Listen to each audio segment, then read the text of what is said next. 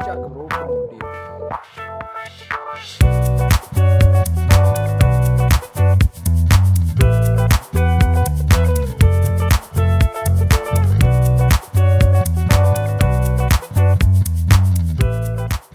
seriously ਨਾ ਉਹਦੀ ਜਿਹੜੀ ਪੱਟ ਦੀ ਜਦ ਬੈਕਗਰਾਉਂਡ ਆਊਗਾ ਨਾ ਤਾਂ ਉਹ ਜਿਹੜਾ ਮੈਂ ਪੱਟ ਦੀ ਸ਼ੇਪ ਆ ਸਿੰਘ ਦਾ ਸੇਮ ਉਦਾਂ ਹੀ ਆਗਾ ਸਾਰਾ ਕੁਝ ਸਹੀ ਹੀ ਲੱਗੂਗਾ ਹਾਂਜੀ ਬਿਲਕੁਲ